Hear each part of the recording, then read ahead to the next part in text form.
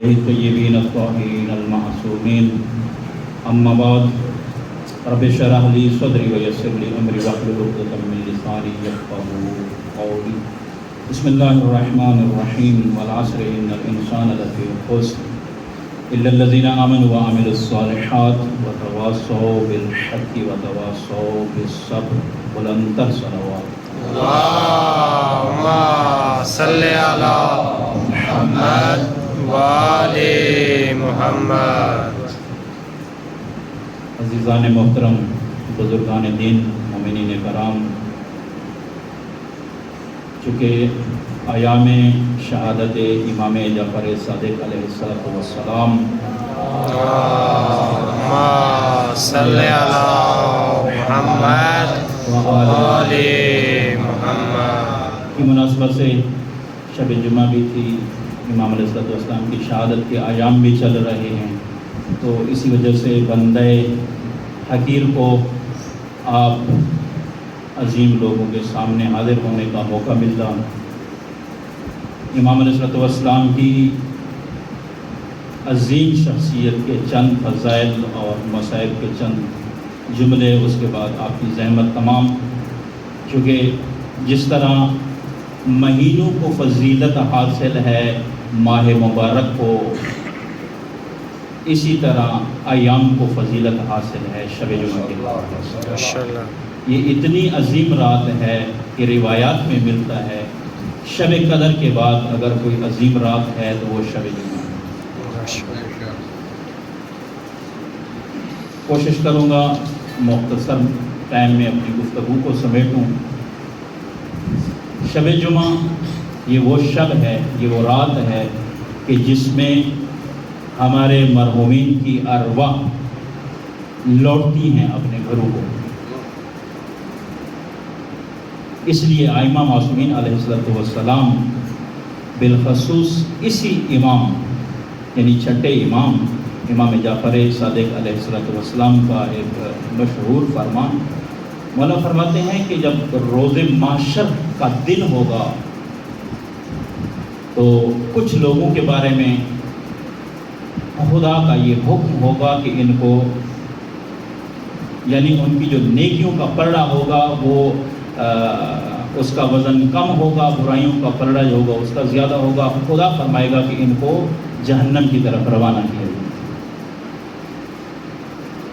اب اس عظیم شب میں، شب جمعہ میں مرحومین کے لیے دعا کرنے کے حوالے سے امام کا یہ فرمان، جب یہ کہا جائے گا کہ ان کو جہنم کی طرف روانہ کر دو تو کچھ لوگوں کی صدا بلند ہوگی، پروردگار کی کیا یہ وہ لوگ نہیں ہیں جو ہمارے دنیا سے چلے جانے کے بعد یہ لوگ کہا کرتے تھے اللہم اغفر للمؤمنین والمؤمنات والمسلمین والمسلمات؟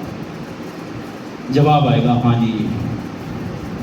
ایک تو یہاں سے مومن کا مقام ظاہر ہوتا ہے کہ خداوند کریم نیک مومنین کا وہ مقام کیسا ہوگا، اتنا مقام ہوگا کہ وہاں نیک مومنین کو دوسرے مومنین کے لیے شفیع قرار دیا جائے گا۔ تو وہ لوگ کہیں گے کہ پروردگار ہم ان کے حق میں، چونکہ ہمارے دنیا سے چلے آنے کے بعد یہ ہمارے لیے دعا کرتے رہے ہیں، ہماری بخشش کے لیے دعا کرتے رہے ہیں، آج ہم تیری بارگاہ میں ان کی سفارش کرتے ہیں، شفاعت کرتے ہیں کہ ان کو معاف فرما۔ بات لمبی نہ ہو جائے، ایک چھوٹا سا واقعہ کیا بلکہ حقیقت ہے۔ میں سن رہا تھا انسان یہ چھوٹی چھوٹی باتیں جو ہے ہم ان کو اگنور کر دیتے ہیں، نظر انداز کر دیتے ہیں۔ یقین مانے کہ بہت سخت مرحلہ ہے اس دنیا سے اس دنیا میں جانے کے بعد۔ آغا صاحب فرما رہے تھے کہ شب جمعہ جب مرحوم والدہ کی روح اپنے گھر کو لوٹتی ہے، اس لیے کہ اسے اس کے گھر سے ملے گا اس کا بیٹا، اس کی بیٹی یا اس کے خاندان والے اس کو دیں گے۔ خاص کر اولاد میں سے بیٹے کے حوالے سے ہے کہ وہ اس امید پہ آتی ہے کہ میرا بیٹا آج شب جمعہ ہے میرے لیے کچھ کرے گا، کیونکہ حکم خدا مرحومین کے لیے یہ ہے کہ ان کی ارواح کو کہتا ہے جو اپنے گھر سے کچھ لے کر آؤ۔ تو جب وہ ماں اپنے گھر آتی ہے اس کی روح آتی ہے، اور وہ بیٹا اتنا غافل ہے کہ شب جمعہ کی وہ مغرب وہ گزر جاتی ہے، اس نے اپنے والدین کے لیے کچھ نہیں کیا، مغربین کا وقت گزر گیا، عشاء کا گزر گیا، رات گزر گئی، ایون کہ صبح نماز کا وقت ہوا، فرشتے کہتے ہیں کہ مرحومہ کی روح کو کہتے ہیں کہ اب بس تمہارا وقت ختم، چلو واپس۔ تو ماں آگے اس کی صدا یا اس کا جواب کیا آتا ہے؟ وہ فرشتوں سے کہتی ہے کہ تھوڑا سا صبر کر جاؤ، شاید ہو سکتا ہے کہ میرا یہ غافل بیٹا نماز کے لیے اٹھے تو میرے لیے کوئی بخشش کی دعا کرے۔ ہم کتنے غافل ہیں، بھولے ہوئے ہیں اپنے مرحومین کو۔ یقین مانے ہمارے چند سیکنڈ اللہم اغفر للمؤمنین والمؤمنات والمسلمین والمسلمات، یہ آپ کے 5 سیکنڈ نہیں لگے، لیکن اس کا جو اجر آگے والے کو ملے گا وہ ہم سوچ بھی نہیں سکتے ہیں۔ بہرحال چونکہ امام کی شہادت کے ایام ہیں، میں اسی امام سے ایک فرمان آپ کے گوش و گزار کر چکا ہوں، بس چند جملے اور فضائل کے اور امام کی شہادت کے حوالے سے چند جملے آپ کی زحمت کو تمام کرتا ہوں۔ مولا فرماتے ہیں، ایک صلوات پڑھیں محمد والی محمد، اللہم صلی علی محمد وآل محمد۔ ہمارے امام ششہ فرماتے ہیں کہ مرنے کے بعد انسان کی 3 چیزیں کام ہیں۔ ایک وہ صدقہ جو وہ دنیا میں اس طرح چھوڑ گیا ہے کہ اس کے بعد وہ رواں دواں ہے، چلتا رہے۔ میں مثال دے دوں آپ کے اس ادارے کی، اس مسجد، اس امام بارگاہ، خدا آپ تمام کی زندگیاں دراز فرمائے، آپ تمام کی توفیقات خیر میں اضافہ فرمائے، بالخصوص اس مسجد، اس ادارے کی بنیاد رکھنے والے، جہاں فانی ہے نا، ہم نے گزر جانا ہے، وہ بھی گزر جائیں گے، جنہوں نے بنیاد رکھی، جنہوں نے یہ جگہ دی، جنہوں نے پیسے دیے، جتنا بھی دیا۔ روایت میں ملتا ہے کہ اگر مسجد کی تعمیر میں کسی مومن نے 1 اینٹ بھی دے دی تو وہ بھی روز قیامت تک اس کے نام اعمال میں ثواب خداوند کریم درج فرماتا رہے گا۔ اتنا اجر ہے، ہو جا کے اتنے عظیم ادارے، اتنے عظیم امام بارگاہیں، مساجد۔ مولا فرماتے ہیں 3 چیزیں، ایک وہ صدقہ جو اس کے بعد چلتا رہے، دوسرا وہ کام کہ وہ بھی اس کے بعد رواں دواں رہے۔ مثلا اس کی مثال میں آپ کو دے دوں کہ آپ نے کسی ایسے شخص کی دینی حوالے سے تربیت کی، آپ نے اس کو علم دیا کہ آپ کے گزر جانے کے بعد وہ اس پہ عمل پیرا رہے، قرآن پڑھا دیا، نماز پڑھا دی، یا دین کا، شریعت کا اور کوئی علم سکھا دیا، وہ بھی ایک صدقہ جاریہ ہے۔ تیسری چیز مولا فرماتے ہیں کہ وہ فرزند صالح، وہ نیک بیٹا کہ جو انسان کے چلے جانے کے بعد والدین کے لیے بخشش کی دعا کرتا رہے۔ مولا امیر حضرت امام علی علیہ السلام صلوات اللہم محمد وآل محمد۔ مولا فرماتے ہیں کہ اگر چاہتے ہو کہ تمہاری دعائیں آسمانوں کو چیرتی ہوئی، یہ فضاؤں کو چیرتی ہوئی آسمان تک پہنچیں یا خدا تک پہنچیں، خدا تو شہراب سے بھی قریب ہے نا، لیکن مولا ہمیں سبق دینا چاہتے ہیں، درس دینا چاہتے ہیں۔ چاہتے ہو کہ فضاؤں کو چیر کر، آسمانوں کو چیر کر بھی اوپر تک چلی جائیں، تو اپنی دعاؤں میں سب سے پہلے اپنے والدین کے لیے دعا کیا کرو۔ میرا خیال میں دعا کے شروع میں اتنا کہہ دینا کافی ہے، اللہم ربنا اغفر لی ولوالدی وللمؤمنین یوم یقوم الحساب رب ارحمہما کما ربیانی صغیرا۔ ویسے تو دعائیں بہت ہیں، آپ مانگنے پہ بیٹھے تو بیٹھے رہیں، گھنٹے گزر جائیں گے، شاید راتیں گزر جائیں گی، دعا ختم نہیں ہوتی ہے، کیونکہ انسان کی جب بھی آپ بسم اللہ الرحمن الرحیم الا بذکر اللہ تطمئن القلوب، خدا قرآن میں فرماتا ہے کہ یہ یاد رکھو کہ دلوں کا اطمینان، تمہارے ضمیر کا اطمینان کس میں ہے؟ وہ مجھ رب کے ذکر میں ہے۔ آپ جتنا بھی خدا کا ذکر کرتے جائیں گے، آپ کی جو ہے وہ کیا کہتے ہیں محبت یا لگن جو ہے وہ بڑھتی چلی جائے گی، وہ زیادہ ہوتی چلی جائے گی۔ مولا فرماتے ہیں نا دعائے کمیل کا وہ جملہ ہے، یا سری الرضا، بڑا عظیم جملہ ہے، یا سری الرضا، یعنی خدا کو مخاطب ہو کے مولا فرما رہے ہیں کہ اے جلد راضی ہونے والے۔ شب جمعہ ہے نا، ہم کہہ سکتے ہیں، ویسے بھی کہہ سکتے ہیں اے جلد راضی ہونے والے۔ پچھلے دن ایک اللہ صاحب کا میں کلپ سن رہا تھا کہ حضرت موسیٰ علیہ السلام جب کوہ طور پہ گئے، خدا اور جناب موسیٰ کے درمیان کلام ہوئی، بات چیت ہوئی۔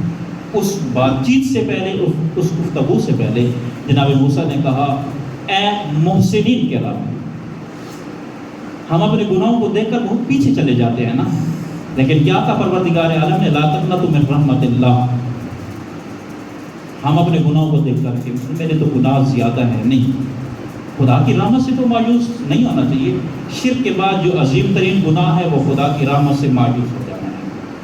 جناب موسیٰ نے کہا اے محسنین کے رب، پروردگار عالم نے کہا جی۔ جناب موسیٰ نے کہا اے متقین کے رب، خداوند عالم نے کہا جی۔ جناب موسیٰ نے کہا اے شکر گزاروں کے رب، جناب پروردگار کے عالم کی آواز آئی جی۔ جب جناب موسیٰ نے کہا اے گناہ گاروں کے رب، آگے سے آواز آئی جی جی جی،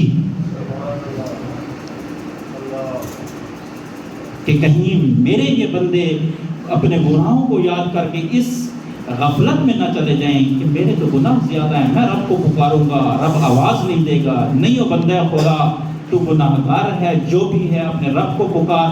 جناب موسیٰ نے کہا کہ پروردگار عالم یہ کیا ہوا؟ پہلے 3-4 جملوں پہ ایک دفعہ آواز آئی، تیسرے جملے پہ جب میں نے کہا اے گناہ گاروں کے رب، آواز 3 دفعہ آئی۔ پروردگار عالم نے کہا موسیٰ تجھے پتہ ہے میرے گناہ گار بندوں کے لیے میری ذات کے علاوہ اور کوئی نہیں۔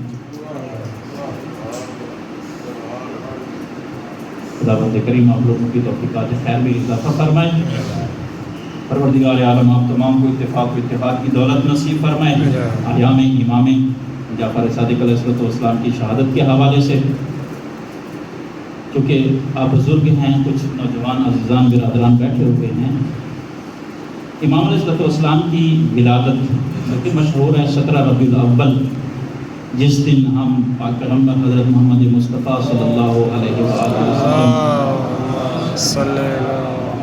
کی ولادت مناتے ہیں، جو کہ اس دن کو صادقین، ولادت صادقین بھی کہا گیا ہے۔ پاک پیغمبر بھی، ان کو بھی صادقین لقب ہے، ادھر بھی صادقین۔ امام کی ولادت 17 ربیع الاول کو ہوئی، اور شہادت کے حوالے سے محققین کے درمیان اختلاف ہے۔ کچھ روایات یہ ہیں کہ 15 شوال کو امام کی شہادت ہوئی ہے، اور کچھ روایات 25 شوال کے۔ بہرحال ہم نے شہادت کے حوالے سے جو ہے ہمارا یہ اجتماع ہوا،